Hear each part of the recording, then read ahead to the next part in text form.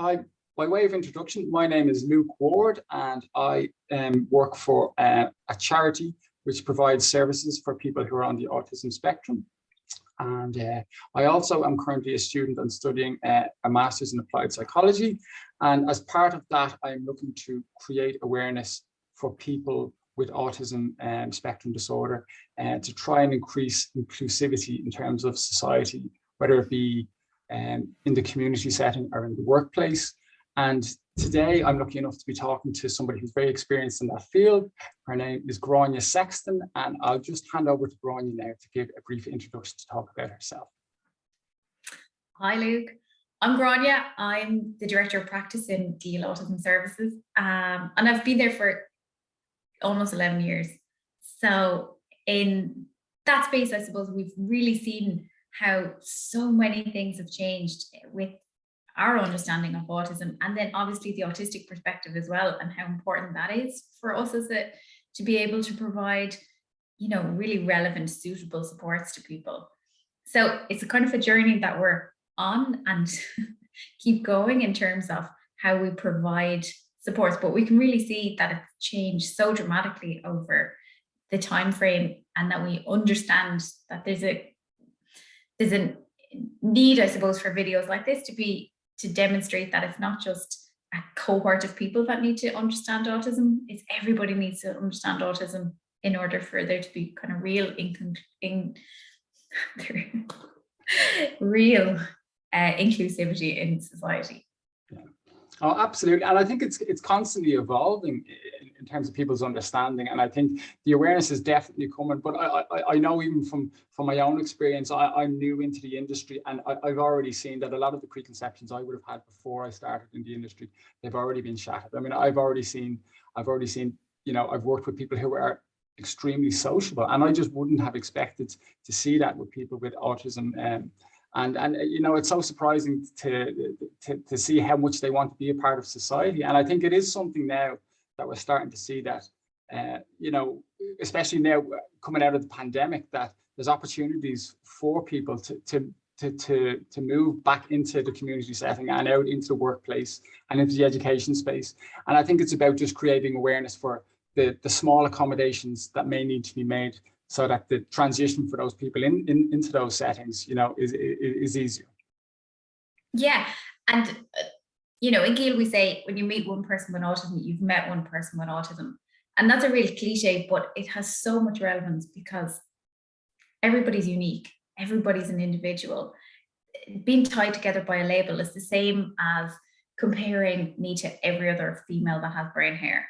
There's nothing in comparison other than the requirement for everybody in society to just have a better understanding and acceptance of who a person is as being, autistic. It's actually really important when you think about it in terms of even the language that we use when we're supporting somebody, or that when you're engaging with somebody, that, being autistic isn't something that a person, autism isn't something that can be created in a lab. It's not a separate entity to who this person is.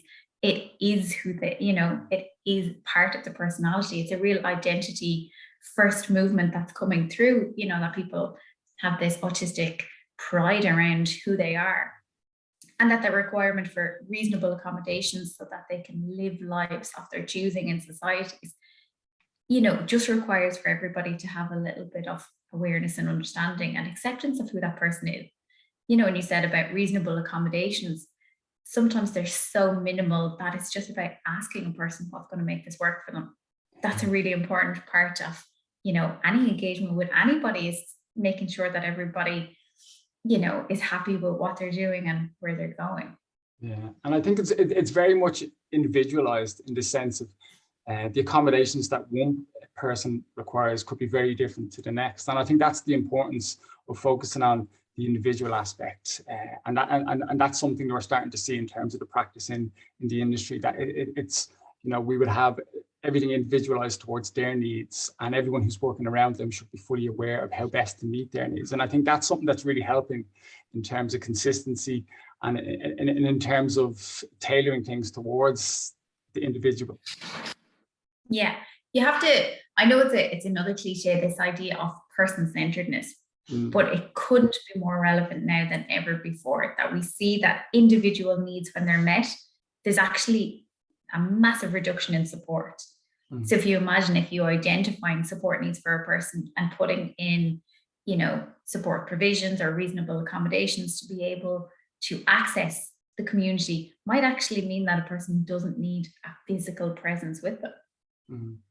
You know, that having a workplace, having a community space that understands certain needs, certain tolerances, certain preferences, you know, and then working so that everybody can, you know, really truly access it, not just for specific hours during the week, or, you know, if there's an understanding from society that having loud music playing in shops is going to be a barrier to a person accessing it, you know, then is there not a better way to look at it, that maybe we should just not have music, not, you know, all the time, not just at friendly hours, you know, and that's what real inclusion is about, that understanding that there's certain needs that, you know, everybody has a different preference for, but if it doesn't have a massive purpose, why do we have it at all, you know? And I think that that's really important for autistic people to feel like that they're not being marginalized by just a requirement that has, you know, a very easy, reasonable accommodation to go with it.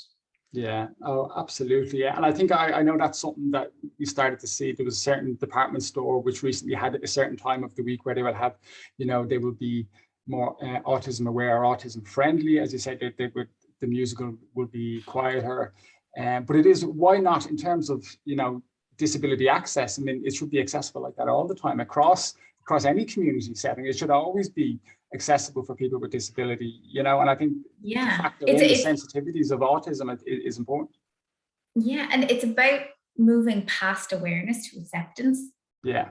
You know, that it's how is society ever going to be able to move past, you know, that barrier of inclusion until we have an acceptance model, you know, so that we understand, you know, an autistic person, and then be able to make reasonable accommodation all of the time. So having, you know, everybody in society have autism acceptance, you know, level of either education or training from a very young age, because that's about inclusion. That will make, you know, barriers and doors open much earlier and reduce the need for support services to even exist in some cases.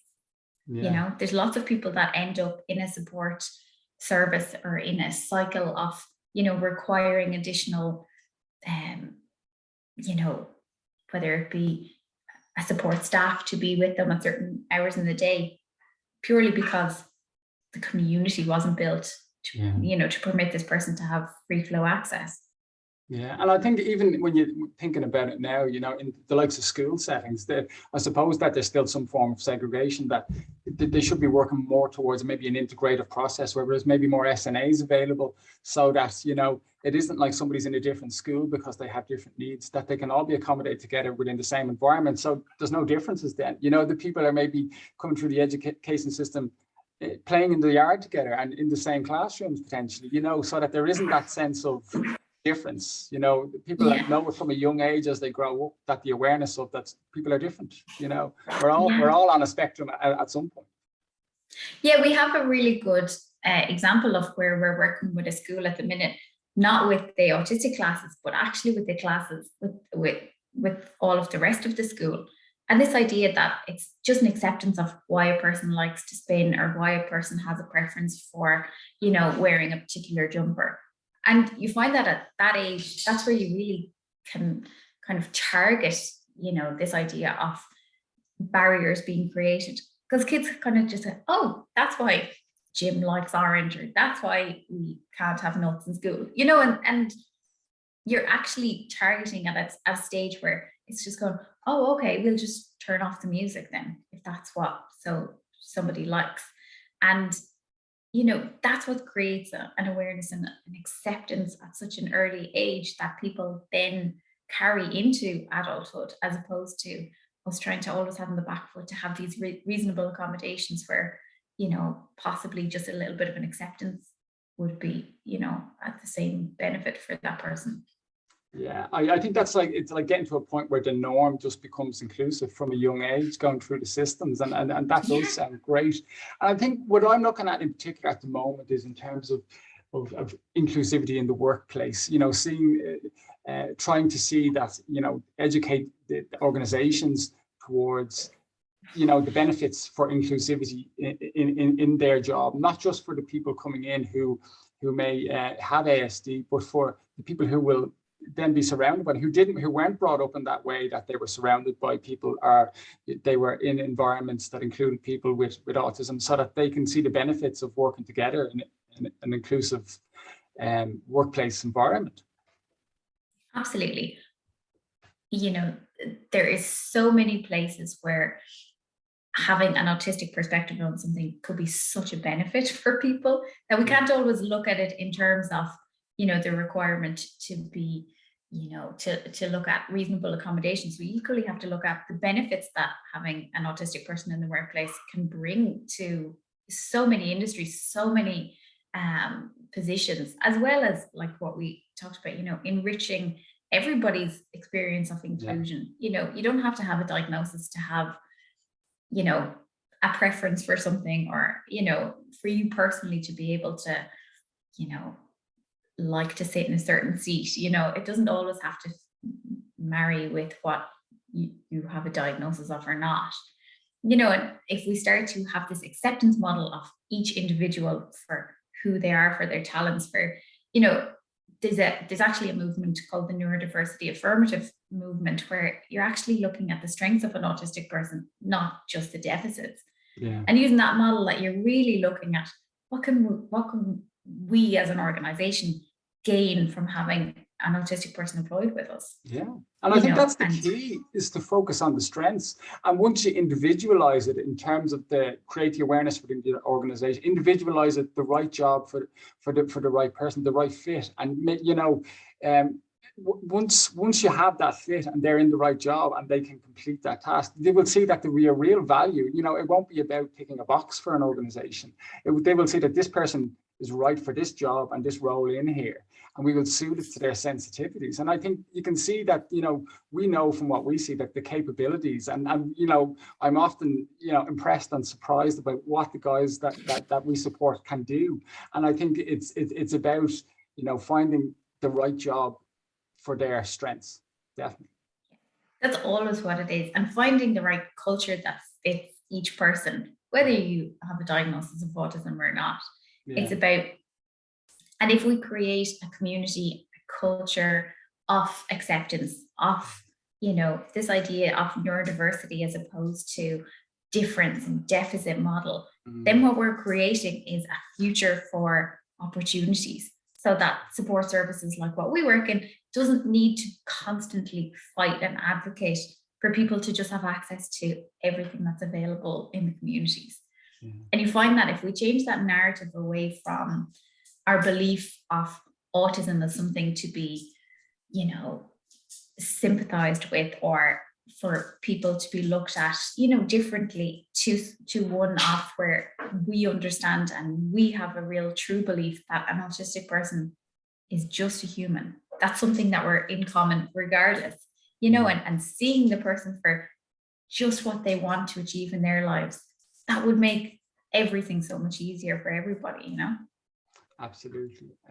It comes to mind for myself that, you know, I can think of two particular service users who are on a pathway. You know, part of their goals, we have choices and voices, and part of their goals for this year is that, you know, they want to move towards paid employment. And I know from this part of the experience, we bring them out into community settings to do volunteer type work like tidy towns, and to see the benefits and to individualize it. One of the people is just so task oriented, and when we went to tidy towns, he picked up more litter than everybody else. I mean, that was his job. He was in the zone. He was practically running around picking up the litter, and, you know, he was there to pick up more litter than everyone, and he was successful. Nobody could keep up with him. And the other guy is just so much more sociable, and he's there to pick up litter, but he was there to chat to everybody and to meet people. And you could see the smiles on everybody's face from interacting with him. He was getting so much from it. They were getting so much. Like, part of what he brought, his strength was the sociability. And the other individual strength was the task. He wasn't so interested in socializing. He was there to do a job. And I just think finding that right fit, I mean, it would benefit society so much more to just have inclusivity. And, you know, and now that I can see that, and from those experiences, you know, having previously come from a situation where I was in the organizational world, now to see, well, why don't we have people like that in that work environment? You know, we can accommodate them. They can do great work in here. And I think it'd be great to see society, you know, grow and move towards that space. 100%. And I really think that there's an onus on everybody to have that acceptance, to have that understanding, and equally for, you know, you and I particularly to teach that. So when we're out to model it, you know, and it's almost like the more conversations that we have like this is going to have a knock-on effect, that more people will hear it, that more people will see it, that more people will feel the benefit of it. Absolutely. Grainne, thank you so much for your time today. It's been really great talking to you. Thanks, Luke.